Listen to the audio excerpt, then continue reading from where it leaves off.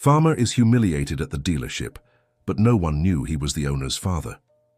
Walter Jenkins was trying to explain for the third time that he just needed a simple part for his broken tractor, while the dealership manager looked at him with growing irritation.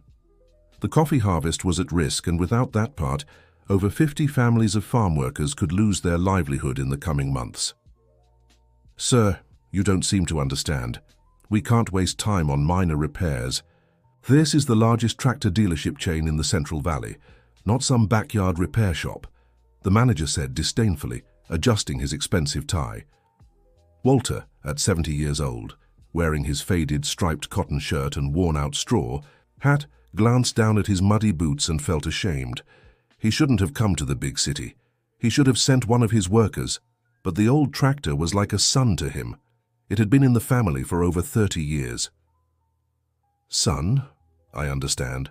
You have important clients, but my entire harvest depends on this repair. It's just 20 minutes of work for someone who knows the machine," Walter insisted, with the humility typical of country men. Robert Thompson, the 50-year-old manager, rolled his eyes. The Sacramento dealership was about to welcome important investors, and this old hick, with dirt on his boots and the smell of the barn on him, was ruining the showroom's flawless appearance. Of all days, today was when Michael Jenkins, the young businessman who had bought the dealership chain just a month ago, was scheduled to make his first surprise inspection. "Listen, sir." The manager paused dramatically. "We have a very busy schedule. Maybe you should look for an establishment more suited to your profile." Walter took a deep breath. He wasn't one to make a scene, never had been. A lifetime of working from sunup to sundown had taught him that fighting rarely solved anything. "This is the only dealership within a 200-mile radius that has the part I need. If you'd just sell it to me, I'll install it myself."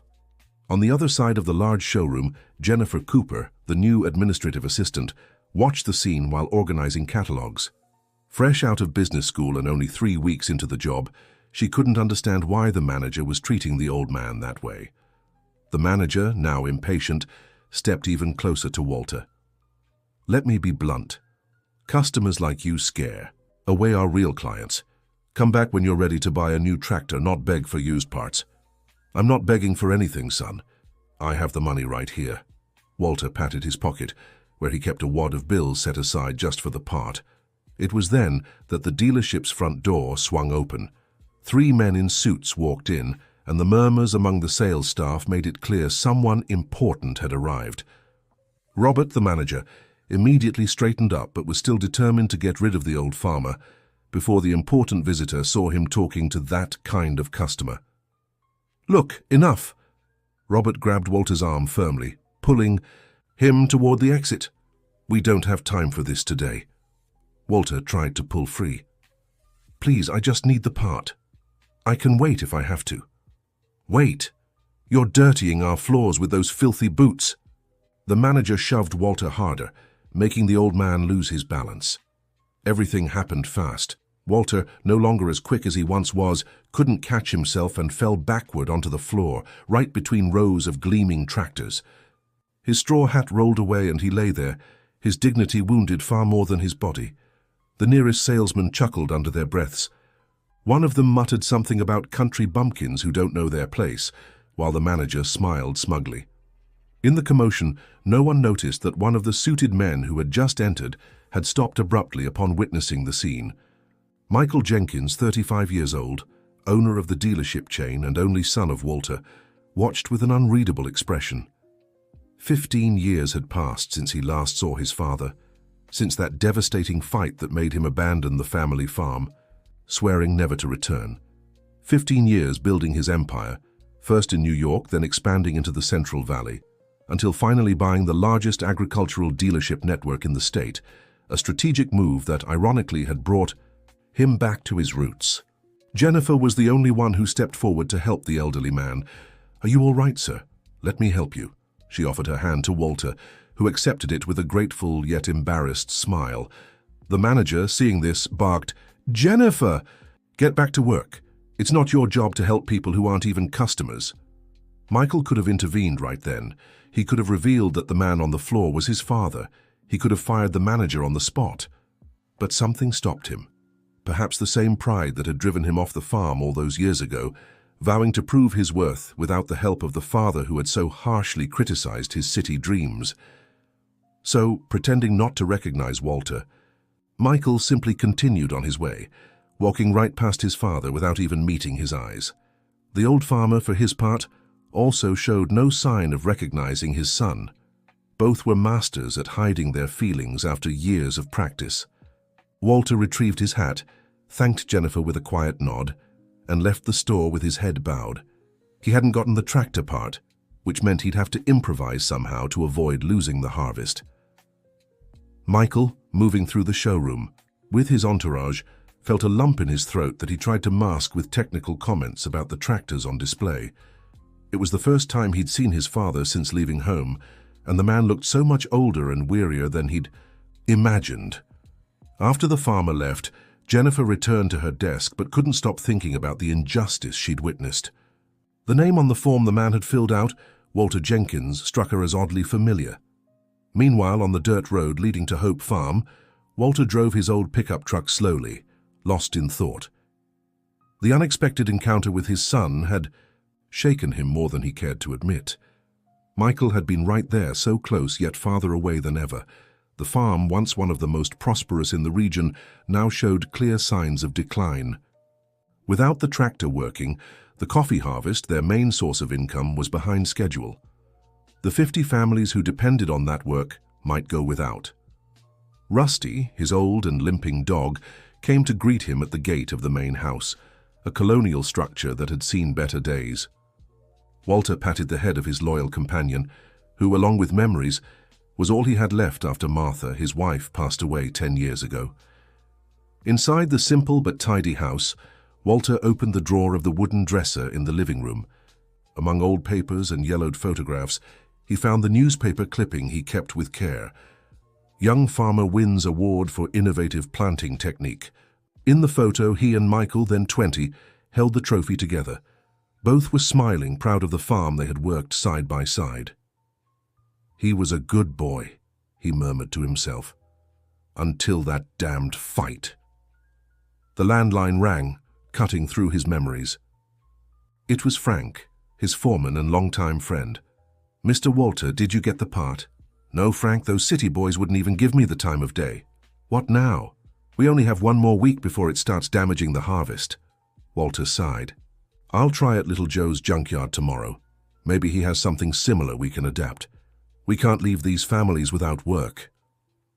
Back at the dealership, Michael's day remained tense. The meeting with the regional managers couldn't fully capture his attention. His mind kept drifting back to the image of his father collapsed on the ground. At the end of the workday, when almost everyone had left, Michael stayed in his temporary office. Through the glass window, he saw Jennifer still at her desk, seemingly researching something on the computer with deep concentration. Curious, he approached. "Still working this late?" Jennifer jumped, not expecting the company owner to still be there. "Mr. Jenkins, I'm sorry, I was just—" She quickly closed the browser window. "Just organizing some documents." Michael noticed her nervousness. "You're new here, aren't you? What was your name again?" "Jennifer Cooper, sir. I've only been here 3 weeks. And what do you think of our manager, Robert?" The direct question caught Jennifer off guard. She hesitated, searching for the most diplomatic answer. "He seems very results-driven, sir," she replied, choosing her words carefully. "I saw you help that older gentleman today when no one else did," Michael remarked, watching her reaction closely. Jennifer straightened her posture. "I thought it was the right thing to do. He just wanted to buy a part for his tractor. There was no need for that kind of treatment." Michael nodded, keeping his expression neutral. "Robert has a very specific vision about the type of customer we want to attract. With all due respect, sir," Jennifer took a deep breath before continuing, "that man represents exactly the kind of customer we should value. Small and mid-sized farmers are the backbone of American agribusiness, and if I'm not mistaken, he's—" She stopped abruptly, realizing she'd almost revealed what she'd been researching. "He's—" Michael prompted, growing more interested. "Nothing, sir. I just think everyone deserves respect, no matter the size of their farm or the clothes they wear." Michael nodded and excused himself, returning to his office. As soon as he left, Jennifer reopened the page she'd been viewing, an old article about an award for innovative farming techniques featuring Walter and a young Michael Jenkins, identified in the caption as father and son. The next morning, to everyone's surprise at the farm, a convoy of 3 black cars parked in the dusty yard. Michael Jenkins, accompanied by 2 assistants, stepped out of the first vehicle, adjusting his impeccable blue suit that contrasted sharply with the rural setting. Walter, who was repairing a fence near the house, stopped working when he recognized his son. He leaned on his hoe, watching the group approach with a mix of pride and bitterness. "Good morning," Michael said formally, as if speaking to a stranger. "We're conducting inspections of the main farms in the area to better understand growers' needs." Walter understood the game immediately, so this was how it would be. 15 years without seeing each other, and his son preferred to pretend they were strangers. "Of course, make yourselves at home," Walter replied in the same formal tone. "Frank can show you around the property." Michael signaled for his assistants to step away, and when they were alone, he spoke quietly. "I didn't expect to see you at the dealership yesterday. And I didn't expect to be treated like trash at the store my own son bought," Walter shot back, equally quiet. A heavy silence fell between them. So much to say, so much hurt piled up, and neither knew where to begin. "Is the tractor still not fixed?" Michael asked, noticing the machine idle in the shed. "I couldn't get the part, as you well know." "I can send someone to fix it." "I don't need your charity," Walter replied curtly. "I've always managed on my own." Michael felt the same resentment that had made him leave the farm years ago resurface. Of course, the great Walter Jenkins, who always did everything his way, never accepting new ideas or help from anyone. Not even when those ideas could have kept the farm from ending up in the state it's in now. Walter tightened his grip on the hoe handle. "You don't know anything, Michael. You don't know what I went through after you left, after your mother—" He couldn't finish the sentence. The memory of Martha was still too painful. Michael, sensing the conversation was heading into dangerous territory, reverted to his professional demeanor. "I'll continue the inspection. We need to understand why sales in this region have dropped so much in the past year." Without waiting for a reply, he walked away to join his assistants, leaving Walter with words unspoken and a heavy heart. During the inspection, Michael confirmed what he already suspected. Hope Farm, once a model of productivity, was in serious trouble. The coffee fields needed renewal, the irrigation system was outdated, and the broken tractor meant the harvest would be, at best, partial. When the team finally left, Frank approached Walter. "Boss, that city fellow asked me so many questions. He seemed to know the farm like the back of his hand." Walter simply nodded, not revealing the truth. Businessmen are like that. They study everything before they come. That night, alone in his hotel room in Sacramento, Michael couldn't sleep. Images of the declining farm mixed with childhood memories, him and his father picking coffee together, his mother preparing hot apple cider at the harvest festivals, that brought all the farm workers together. The pride in his father's eyes when he won his first agricultural productivity award. Why was it so hard to get past that fight? Why, even after 15 years, was the resentment still so strong? Their last argument, the night before he left, echoed in his mind. "You want to throw away generations of work for some city dream? This is your place, Michael, on the land your grandparents and great-grandparents worked." And his own impulsive, cruel reply, "I'd rather die in the city than waste away in this backwater like you." Words that couldn't be taken back, wounds that didn't heal easily. Dear listener, if you're enjoying the story, don't forget to like and especially subscribe to the channel. It helps us a lot as we're just starting out. Now, continuing. The next morning at the dealership, a management meeting was underway when Michael asked to see the sales and service numbers for the last 3 months. Robert, the manager, presented impressive sales figures for new tractors. "As you can see, Mr. Jenkins, we've focused on large-scale producers and reduced service for small farmers, who usually just want repairs and rarely buy new machines," Robert explained proudly. Michael, studying the numbers, asked, "And how many of our customers are small to mid-sized producers, percentage-wise?" Robert hesitated. "Well, they make up about 70% of the farmers in the region, but only contribute 30% of our revenue." That's why our strategy is to humiliate people like that man yesterday, Michael interrupted, his voice calm but firm. The manager swallowed hard. That was a misunderstanding. The man was disrupting operations on an important day and you decided to shove him to the ground? Michael finished. Is that how we treat any customer who doesn't look rich enough? An uncomfortable silence filled the room. The other managers stared at their papers, avoiding confrontation. Robert, I want a full report on complaints from small-scale farmers over the last 6 months, and starting today we'll implement a new customer service policy. Before Michael could continue, they were interrupted by a knock at the door. It was Jennifer.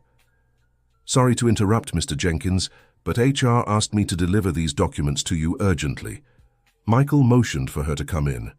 As he took the folder, he whispered, I need to speak with you after the meeting, in private. When everyone left, Jennifer stayed behind as requested. She was nervous, suspecting her boss had discovered her research about him and Walter. You found out, didn't you? Michael asked directly. You found out that the man Robert humiliated is my father. Jennifer took a deep breath before answering. Yes, sir. I thought the last name was odd, so I looked into it. I found old articles about the two of you. Michael stood and walked to the window, watching the activity at the dealership. And what do you plan to do with that information? Nothing, sir, she replied, surprised by the question. It's none of my business. I just thought the way he was treated was awful. Michael turned to face her. Why did you help him when no one else did? Because it was the right thing to do, she said simply. My grandfather was a farmer too. I know how disrespected those people are, even though they're the ones who put food on our tables. Michael studied Jennifer's face for a few seconds, before saying, I need your help. My help, she asked, confused. Yes, I'm implementing a new customer service policy focused on small and mid-sized farmers. I want you to lead this project. Jennifer's eyes widened. Me? But I've only been here 3 weeks. Robert would never... Robert is no longer the manager of this branch, Michael interrupted. I made that decision yesterday after the incident. I just haven't made it official yet. In the next room, Robert listened through the slightly open door. His face grew redder with anger. So that insignificant newcomer was getting promoted, while he, after years of dedication, was being fired. And all because of some old country bumpkin. That afternoon, as Walter tried to improvise a repair on his tractor with second-hand parts bought from the junkyard, Rusty started barking, announcing a visitor. To his surprise, it was Jennifer stepping out of a modest car. Good afternoon, Mr. Jenkins, she greeted politely. I don't know if you remember me, but I'm from the dealership. Of course I remember, Walter smiled, wiping his grease-stained hands on a rag. You were the only one in that place who showed an ounce of decency. What brings you here? Jennifer hesitated before answering. Mr. Jenkins, Michael Jenkins, asked me to bring you this. She held out a package. It's the part you needed for the tractor. Walter eyed the package suspiciously. My son sent you here? Jennifer couldn't hide her surprise. You know that I know. Miss, I may be old, but I'm not a fool. I saw how you looked at me at the dealership after. He walked in. And now you're here with the exact part I need on his behalf. It wasn't hard to put 2 and 2 together. He took the package, examining it carefully. Tell him I appreciate it, but he didn't need to bother. I already figured something out. Jennifer noticed the makeshift repair Walter was attempting on the tractor and doubted it would work. Mr. Jenkins, he really wants to help. He's making changes at the dealership because of what happened to you. Walter let out a dry laugh. Oh, sure. Michael's always been one for grand gestures. But 15 years without a visit, without a phone call, and now he wants to help. He shook his head. It's not that simple, miss. He's hurting, you know, said Jennifer impulsively. Last night, very late, I found him in the office looking at an old photo of the two of you. Walter fell silent, absorbing the information. After a few moments, he spoke more to himself than to Jennifer. I promised Martha before she passed that I would never look for Michael, that I'd let him follow his own path without interference. Martha was my wife. His mother, Walter answered, his eyes glistening. She always said our son had wings too big to be tied down to the farm. Jennifer could hear the emotion in the old farmer's voice. "Mr. Jenkins, I don't know what happened between you, but I know your son is hurting. And from what I see, so are you. There are wounds too old, young lady. Words that can't be taken back." "Maybe they don't need to be taken back," she suggested gently. "Maybe they just need to be forgiven." Walter looked toward the horizon, where the sun was beginning to set over the coffee fields. "It's not that simple. It never is," she agreed. "But maybe it's worth trying." Back at the dealership, Robert followed Michael to the parking lot at the end of the workday. "We need to talk," the manager demanded, his tone bordering on insolence. Michael, surprised by the approach, answered coldly, "Tomorrow, Robert. I'm in a hurry today." "No, it has to be now," Robert insisted, blocking his path.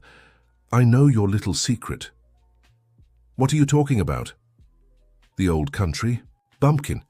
I know he's your father," Robert revealed with a sly smile. "I heard your conversation with Jennifer. Interesting how the great businessman Michael Jenkins, who poses as a success story in business magazines, disowned his own father." Michael felt his blood boil but kept his composure. "And what do you plan to do with that information?" Robert crossed his arms, confident. "I think we can come to an agreement. You forget about firing me, promote me to regional director, and I'll forget what I know. Otherwise, imagine what the trade press would say about the tractor tycoon who let his own father be humiliated in his store." "Are you blackmailing me?" Michael asked, incredulous. "I'm proposing a mutually beneficial arrangement," Robert corrected. "After all, I understand family matters are complicated." Michael stared at the manager before responding, "You have 1 day to clear out your desk." "What? Didn't you hear what I said?" Robert raised his voice. "I can ruin your reputation, and I can sue you for blackmail," Michael replied calmly. "Besides, what kind of person would I be if I gave in to threats from someone who humiliated an old man? What kind of example would that set for the other employees?" Robert, red, with anger, lost all composure. "You'll regret this. That old man isn't worth the risk." "That old man," Michael stepped closer, locking eyes with Robert, "is my father. And yes, we have our differences, but that doesn't give anyone the right to treat him with disrespect. I'm firing you not because he's my father, but because you represent everything I don't want in my company." Leaving Robert speechless in the parking lot, Michael got into his pickup truck and drove off, his mind clearer than it had been in years. That night in his hotel room, he received a call from Jennifer. "Mr. Jenkins, I delivered the part, but—" "He didn't accept it, did he?" Michael guessed. "He took the part, but said he didn't need your help. He's trying to fix the tractor himself." She paused. "He mentioned a promise he made to your mother not to interfere in your life." Michael closed his eyes, feeling a deep ache at the thought of his mother. "Typical of him," he murmured. "Thank you, Jennifer. You've already done more than you had to." After hanging up, Michael lay awake for hours, remembering the years on the farm, his father's lessons about the land, about responsibility. He remembered the harsh words exchanged during their last fight, when he had accused his father of being old-fashioned, of not understanding the modern world, of trying to tie him down to a life he considered limiting. The next morning, he made a decision.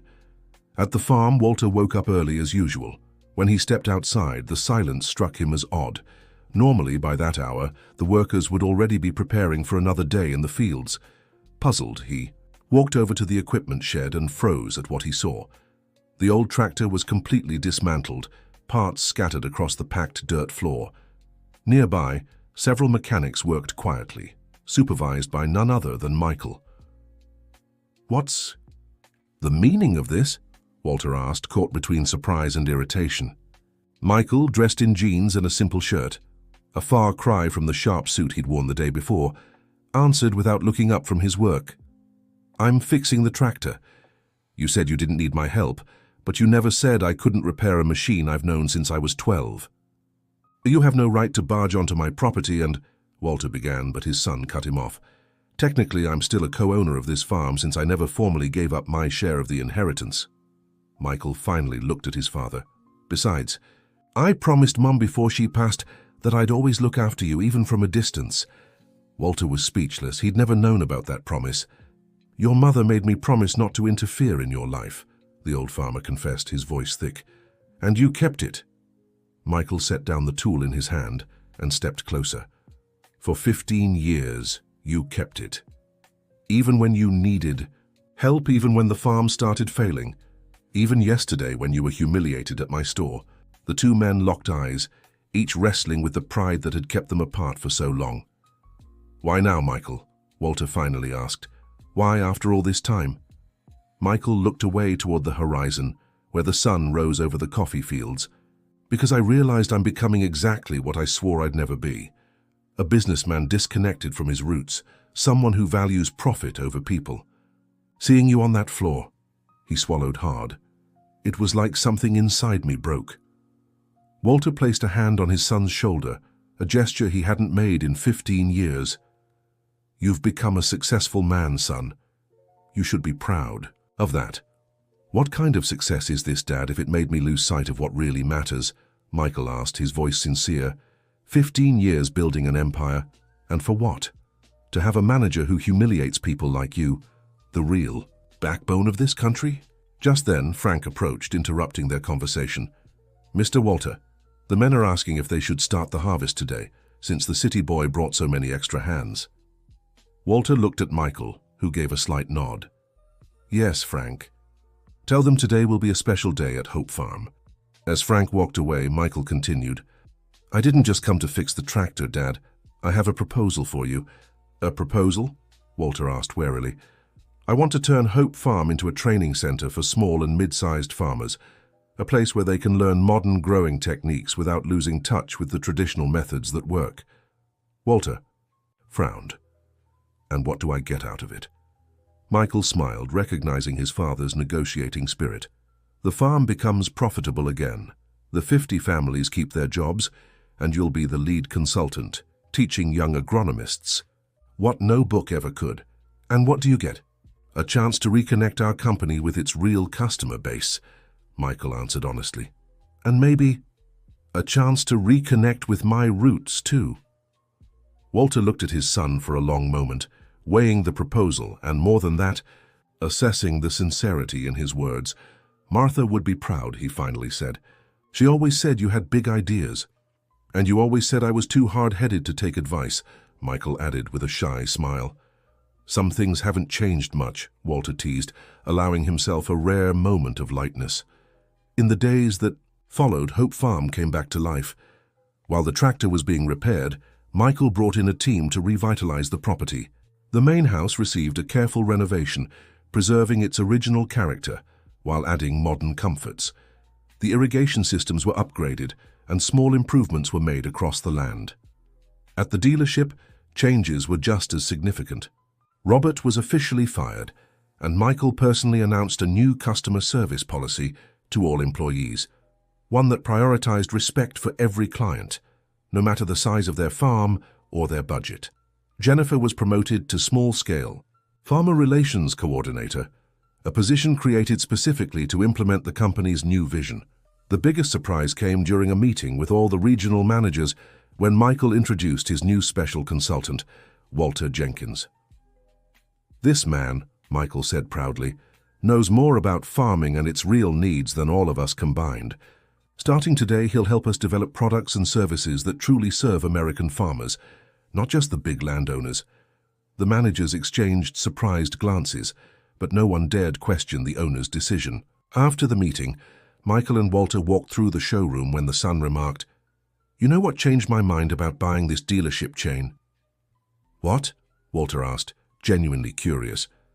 "I remembered when you taught me, at 10 years. Old that one good tool in the right hands is worth more than 10 expensive tools in the wrong ones. I realized I could make a difference by ensuring small farmers like you have access to proper equipment and quality service." Walter smiled, touched by the memory.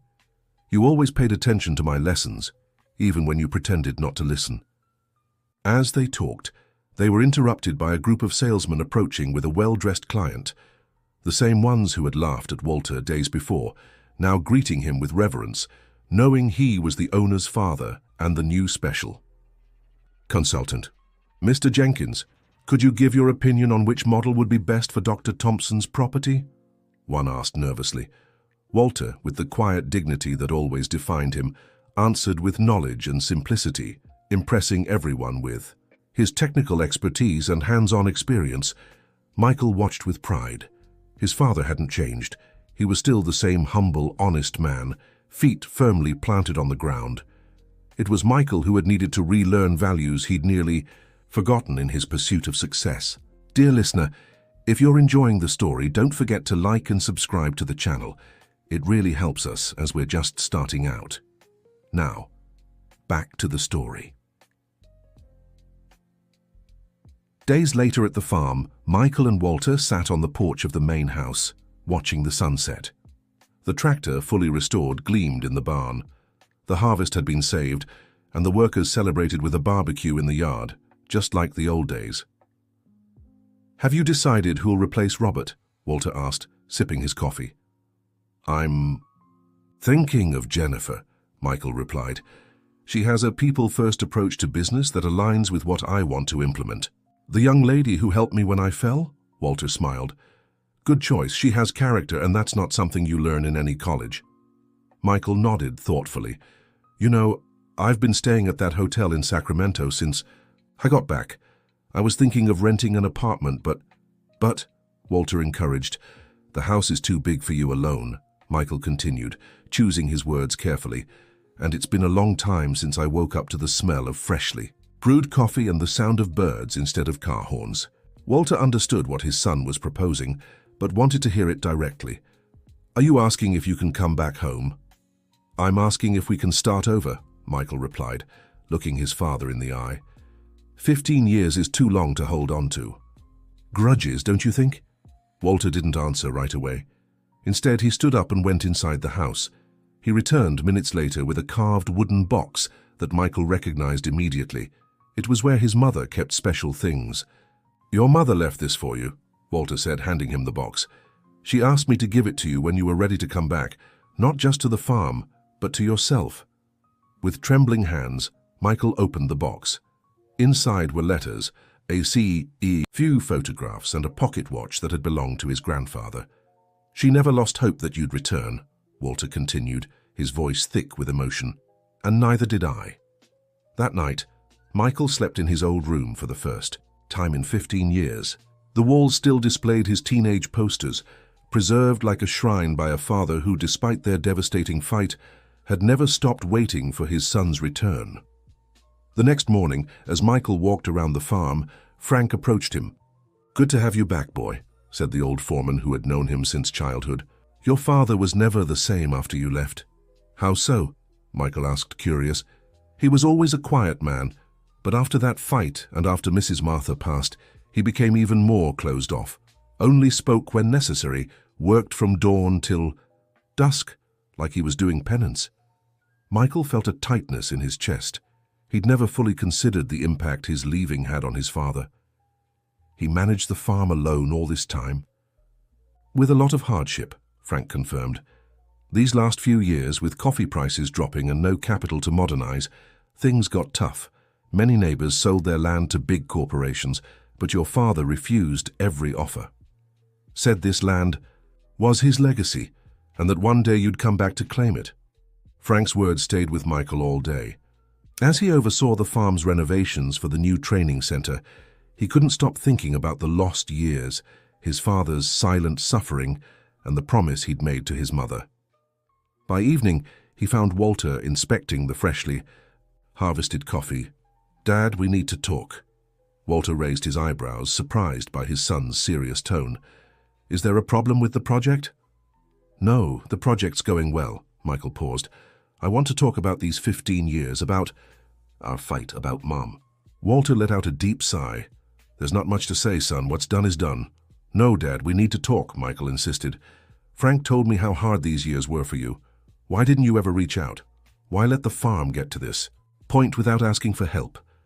Walter looked at his son for a long moment before answering. "Pride, maybe. Or maybe the promise I made to your mother." "What promise exactly?" Michael pressed. "When your mother got sick," Walter began, struggling, "she made me promise I'd never try to force you back. She said you needed to find your own path, even if it took you far from the farm, far from us. Michael closed his eyes, feeling the weight of those words. And the promise I made to her? Did you know? Walter shook his head. What promise? I promised to take care of you, Michael revealed, his voice choked with emotion. She called me to the hospital days before passing, made me swear that no matter what happened, I'd never leave you helpless. And I failed miserably at that promise, didn't I? The old rancher placed his hand on his son's shoulder. No, Michael, you built your own path, just as she wanted. You became a successful, independent man. She'd be proud. But at what cost, Michael questioned. 15 years of silence, of distance, the ranch nearly bankrupt, you facing hardships alone. Everyone carries their own burdens, Walter philosophized. I did what I thought was right, just like you. Michael took a deep breath before asking the question that haunted him. That fight we had, was it really that serious? That unforgivable? Walter gave a sad smile. At the time, it seemed so. You touched old wounds by questioning my decisions, my methods, and I was too harsh, inflexible as I've always been. But after your mother passed, he paused. I realized no fight is worth 15 years apart. I just respected what I thought was your wish to stay away. And I thought you didn't want me around, Michael confessed, that you'd emotionally disowned me after those harsh words. The two men remained silent for a moment, each absorbing the other's revelations. Finally, Michael spoke. I think we both behaved like two proud fools. To his surprise, Walter laughed. Your mother always said we were too alike to live in peace. Stubborn as two mules. Michael laughed too, feeling an enormous weight lift from his shoulders. She was right, as always. At that moment, the sun set over Hope Farm, painting the sky in shades of orange and pink. Father and son, side by side, contemplated the beauty of that land they both loved, each in their own way. That's why I decided to stay, Dad, Michael finally said. Not just for a few days or weeks. I'm moving the company headquarters to Sacramento and splitting my time between business and the ranch. Walter looked at his son in surprise. Are you sure? Your life is in New York, your contacts, your friends. My life is where I decide it should be, Michael replied with conviction. And after 15 years traveling the world, I've found no place that makes me feel more alive than this patch of red earth. Meanwhile, at the dealership, Jennifer faced her first major challenge as the new manager. The veteran salesman, accustomed to Robert's aggressive style, resisted the proposed changes, questioning the new policy of supporting small-scale farmers. I don't understand this new strategy, one commented during a meeting. Why waste time and resources on folks who can barely afford to keep a tractor running? Jennifer, with surprising firmness for someone so young, responded, Do you know 70% of the food on Americans' tables comes from family farms? These little guys you look down on are responsible for feeding the country. The salesman exchanged skeptical glances, but Jennifer continued, Besides, it's a strategic move. When we help a small farmer grow, we're cultivating a customer who will be loyal to our brand for generations. It's not just about today's sale, but building lasting relationships.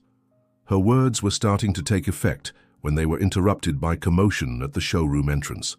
To everyone's shock, Robert, the former manager, walked into the dealership accompanied by two well-dressed men. Where's Michael? He demanded arrogantly. I have representatives from Agribusiness Weekly here who are very interested in learning the story of the businessman of the year, who allowed his own father to be humiliated in his store. Jennifer stepped forward. Mr. Jenkins isn't here and you don't have permission to enter. If you don't leave immediately, I'll call security. Robert gave a malicious laugh. Oh, look at this. The little secretary is giving orders. Now, step aside, girl. This story will be headlines today. At that moment, to everyone's surprise, Walter walked into the dealership. He was dressed simply but with dignity. Dress pants, a well-pressed shirt, and his inseparable straw hat, now replaced by a new one, a gift from his son. Is there a problem here? He asked with the natural authority that always defined him. Robert, recognizing the old farmer, smirked. Ah, perfect. The star of our story has arrived. Gentlemen, he turned to the two men with him, this is the farmer who was humiliated in this very store by the manager, with no one knowing he was the owner's father. The supposed journalists moved closer, intrigued, But Walter remained calm. "I hate to disappoint you, but there's no story here." "How's that?" Robert insisted. "You were shoved, fell to the ground, ridiculed by an unprepared employee who has since been properly fired," Walter finished calmly. "What happened was an isolated incident that the new management handled with seriousness and professionalism. Nothing worth headlines." Robert, unwilling to give up his revenge, pressed further. And the 15 years apart between father and son, the abandonment, the fact that the great businessman Michael Jenkins left the family farm on the brink of bankruptcy while building his empire. Walter took a step forward, locking eyes with Robert. "Family matters are just that, family. And they've already been resolved between us." Just then, Michael entered the dealership, accompanied by a group of small-scale farmers. Seeing the scene, he immediately understood what was happening. "Robert, always showing your class and professionalism," he remarked sarcastically, moving closer to his father. "Any trouble, Dad?" The word Dad, spoken publicly in front of all the employees and customers, was the confirmation Robert wanted. He smiled triumphantly. There it is. He admitted it. This is his father, the man who was humiliated in this store. The supposed journalists exchanged glances, looking confused. Michael noticed their discomfort and had a sudden realization. "Are you really from Agribusiness Weekly?" The men shifted uneasily. One finally confessed, "Actually, we're from the rival dealership. Mr. Robert offered us information about internal problems at your company." Michael shook his head, feeling more pity than anger for his former manager. Robert, have you really sunk this low, betraying your old company and making up stories?" "Making up?" Robert was visibly agitated. "I didn't make up anything. This man is your father, and he was humiliated here." Michael looked at those present before responding calmly. "Yes, this man is my father, Walter Jenkins, one of the most respected farmers in this region. And yes, he was mistreated by an employee who doesn't represent our company's values. That's exactly why we implemented a new customer service policy and created a training center to value the knowledge of farmers with decades of experience, like my father." Turning to the fake journalists, he continued, "If you want a story, here's one.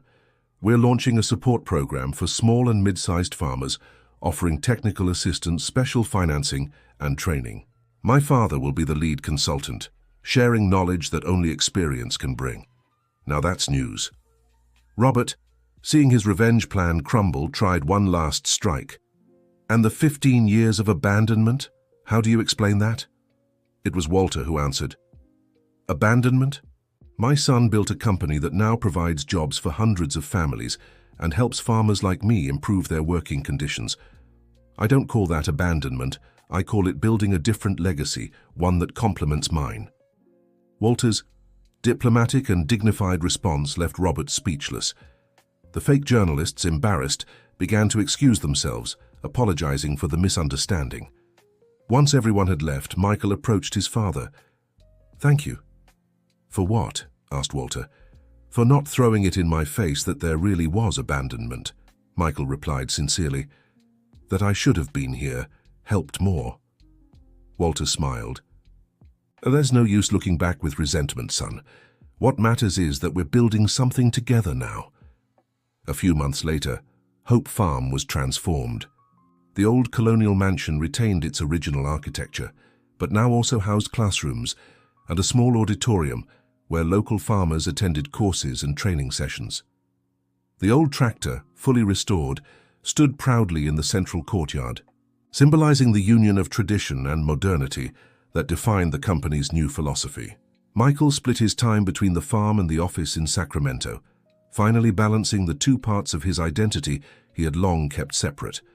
He was no longer just the urban businessman or the farmer's son. He was both, and this integration made him feel whole in a way he never had before. Walter, in turn, flourished in his new role as mentor and consultant. The knowledge he'd gained through decades of hard work was finally getting the recognition it deserved, and he could see in the young farmer's eyes the same spark he'd once seen in his son's. One Saturday afternoon, as the farm welcomed visitors for the official opening of the training center for small-scale farmers, Michael asked for everyone's attention. Today is a special day for our family and for this land that has sustained us for generations. What began as a sad misunderstanding at a dealership ended up becoming an opportunity for reconciliation and growth. He paused, looking at his father. But none of this would have been possible without the wisdom and forgiveness of a man who never stopped believing I'd come back one day. Walter's eyes glistened, but he maintained the dignified composure that always defined him. This center carries the name of my mother, Martha Jenkins, who always believed in the union of technical knowledge and practical wisdom, and it will be led by the man who best embodies those values, my father, Walter Jenkins. The applause was warm, especially from the farm's longtime workers, who rejoiced at the return of prosperity and harmony to the land. Among the guests was Jennifer, now officially Director of Small Farmer Relations for the dealership network. Her pioneering work was already showing results. Sales to small farmers had increased by 30% that quarter, and service complaints had nearly vanished. At the end of the ceremony, a group of farmers approached Walter and Michael. One of them, an elderly man like Walter, spoke with emotion. "I never thought I'd live to see the day when folks like us, the little guys, would be treated with respect by the big players. You're changing things around here." Michael placed a hand on his father's shoulder before replying, "We're not changing anything, Mr. John. We're just restoring values that should never have been forgotten." He looked at Walter with admiration. "And that I learned from my father." The party went on late into the night, with plenty of food and traditional music, just like the old harvest celebrations Walter used to host when Michael was a child. During a quiet moment, father and son stepped away, gazing at the brightly lit, lively farm. "You know, Dad," Michael broke the silence, "when I left here 15 years ago, I swore I'd never come back. I wanted to prove myself outside your shadow, build something entirely my own." "And you did," Walter observed. "Yes, but at what cost?" Michael questioned. "In the process, I almost lost myself. I forgot where I came from, who I really am." Walter smiled. "Your mother always said some people need to leave to find their way back. Seems she was right as usual." Michael looked up at the starry sky before continuing. "That scene at the dealership, seeing you on the floor while the salesman laughed." He swallowed hard. "It was like a slap in the face. Suddenly, I saw what I'd become, a man who let his own father be humiliated in his own company." "You didn't let anything happen," Walter corrected. "You didn't know what was going on." "Exactly. I didn't know because I'd built a wall between us." Michael ran a hand through his hair in frustration. 15 years, Dad. 15 years wasted because of pride." Walter placed a hand on his son's shoulder. "They weren't wasted, Michael. You built your own path, earned your place, and now you're back, stronger and wiser. It's not waste, it's growth." Michael hugged his father, something he hadn't done since he was a teenager. "I promise we'll never lose so much time again." Dear listener, if you're enjoying the story, don't forget to like and subscribe to the channel. It helps us newcomers a lot. Now back to the story. 2 years had passed. The Martha Jenkins Training Center had become a national model, welcoming farmers from all over the United States. The story of reconciliation between father and son had spread, inspiring other families to overcome their differences. The dealership, under the new policies Michael implemented and Jennifer managed, had grown its revenue by 40%, proving that respect and good service weren't just moral values, they were good business. One Sunday morning, Michael and Walter walked through the fields, inspecting the new coffee crop. The old farmer, still active at 72, explained the pruning technique he was using. "The secret, son, is balance. Cutting too much weakens the plant. Cutting too little leaves it unproductive," Walter philosophized, as he often did, turning lessons about the land into metaphors for life. Michael, who now understood and valued this wisdom, nodded. Like so many things in life, right? Balance is everything. Walter smiled, proud of how his son had matured. "Exactly. That's what you did. Found the balance between the businessman you became and the farm boy you always were." Just then, Frank hurried over to interrupt them. "Mr. Michael, there's a visitor waiting at the house." To their surprise, it was Robert, the former manager Walter had fired. He looked visibly worn down, none of his old arrogance left. "What are you doing here?" Michael asked warily. Robert shifted uncomfortably. "I came to apologize to you and your father." Walter and Michael exchanged surprised glances. "So after I was fired, no dealership in the area would hire me," Robert explained.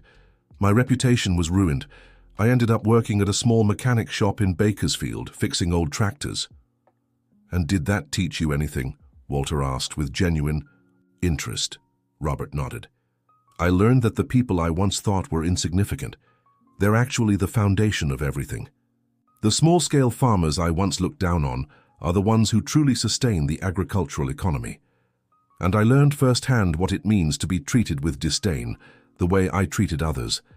Michael studied the man in front of him before asking, "So what do you want from us now?" "Nothing," Robert replied honestly. "I just came to apologize, especially to you," he turned to Walter, "for how I treated you. It was shameful and unforgivable." Walter, always more inclined toward forgiveness than his son, said, "No mistake is unforgivable when there's sincere remorse, young man." Michael, still wary, questioned, "Why should we believe you now?" Robert pulled a folded paper from his pocket. "I got a job offer from a big dealership in Kansas. I could have just left, started over without facing you, but I couldn't live with myself knowing what I did." The gesture impressed Michael. Maybe there was sincerity in this man after all. "What did you learn fixing old tractors?" Walter asked, surprising everyone. Robert, confused by the question, answered, "I learned there's wisdom in old things, that the basics never change, even with all the technology. I learned to respect those who work with their hands and to value practical experience as much as book smarts." Walter glanced at Michael, who immediately understood what his father was thinking. "We're expanding the training center," Michael told Robert. "We need someone who knows the technical side of equipment, but also understands the importance of treating people right." "Are you offering me a job?" Robert asked, disbelieving. "I'm offering a second chance," Michael corrected. "Just like I got mine." Robert looked at Walter, who nodded. "Everyone deserves the chance to make things right, son. My boy and I learned that the hard way." That unexpected reconciliation closed a chapter. The man who had humiliated Walter now acknowledged his mistake and was given a second chance, just as Michael had been after 15 years away from the farm and his father. The following week, during the graduation ceremony for the first class of the Advanced Management course for small-scale farmers, Walter was asked to give a speech. Nervous, he'd never been a man of many words, he looked to Michael for support, and his son gave him an encouraging nod. "I'm not much for speeches," Walter began, adjusting the microphone. "I'm a man of the land, of hard work. But there's something I've learned in my 72 years that I'd like to share with you today." The audience, mostly farmers and their families, listened intently. "The land teaches lessons no book can. One of them is that every seed needs time to sprout, grow, and bear fruit. Some sprout fast, others take longer. Some need to leave the mother plant to flourish. Here," he glanced at Michael, "but every single one carries the DNA of its roots." He paused, looking at the graduates. "You're the seeds of the future of American agribusiness. Some will stay on your family's land, carrying on the legacy. Others, like my son, will go out to explore new horizons, new ways to contribute. No matter what path you choose, never forget where you came from, the calloused hands that worked the land before you." Michael, watching his father, felt immense pride. Walter had always been wise, but now, sharing that wisdom with others, he shone in a way his son had never seen before. 2 years ago," Walter continued, "I was humiliated at a tractor dealership for wearing simple clothes and having the hands of a working man. That painful moment ended up becoming a blessing in disguise, as it reconnected me with my son and allowed us to create this center, where practical knowledge is valued just as much as technical expertise." The story, already known by many, still moved everyone who heard it. So, if there's one lesson I'd like to leave with you today, it's this. Don't judge anyone by their appearance, the clothes they wear, or the dirt on their boots. Judge them by their character, their work, and the respect they show others. And always remember, every mighty oak was once a tiny seed, just as every great business was once a small dream in someone's mind. The applause was thunderous. Walter, visibly moved, stepped off the stage to embrace his son. In the audience, Robert, who now worked as a technical instructor at the center, clapped with tears in his eyes. His journey of redemption was just beginning, but he already felt he was on the right path. Jennifer, seated in the front row as the guest of honor, couldn't help but think how a simple act, helping an elderly man who had fallen, had completely changed the course of so many lives, including her own. The last to speak at the ceremony was Michael. Less emotional than his father, but just as sincere, he focused on practical matters. The new credit lines for small-scale farmers his company was implementing, the technical assistance programs, and the modernization projects that respected traditional methods. But in the end, he couldn't resist sharing a bit of his personal story. "I left this farm 17 years ago, thinking I'd only be happy far away from here. I built a career, a company, a fortune. But I learned, in the hardest way possible, that no professional success can make up for the emptiness of turning your back on your roots." He looked at his father before continuing, "Today I understand that we don't have to choose between being modern or traditional, urban or rural.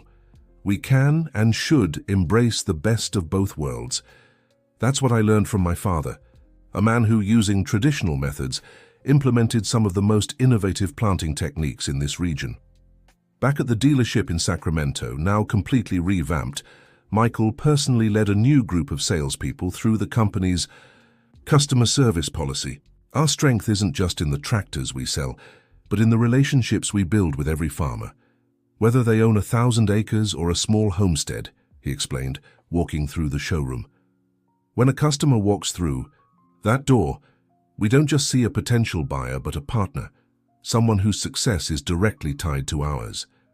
The new employees took notes, impressed that the owner himself was conducting the training. "To illustrate what I'm saying," Michael continued, "I have a story to share." And then, to everyone's surprise, he recounted in detail the episode of his father's humiliation and how it had completely transformed his perspective on business and life. "The man who fell right here where we're standing was my father. The man who allowed it to happen was me, by fostering a corporate culture that valued only immediate profit and dismissed basic human values." The employees listened in silence, some visibly moved. "Today, our company has grown 40% and become a national benchmark not just for the tractors we sell, but for how we treat every customer. And that, my friends, is no coincidence." At the end of the day, when everyone had left, Michael stayed at the dealership, gazing at the exact spot where his father had fallen 2 years earlier. That painful moment had been the turning point in his life, the spark that reignited nearly forgotten values. His phone rang. It was Walter. "Son, can I ask you a favor?" "Of course, Dad. What do you need?" "I have some farmers from Iowa here at the center. They're interested in implementing our model over there. Could you come explain the financial aspects of the project? You know I'm not good with numbers." Michael smiled. Even at 72, Walter still found ways to expand his positive impact. "I'll be there in half an hour, Dad."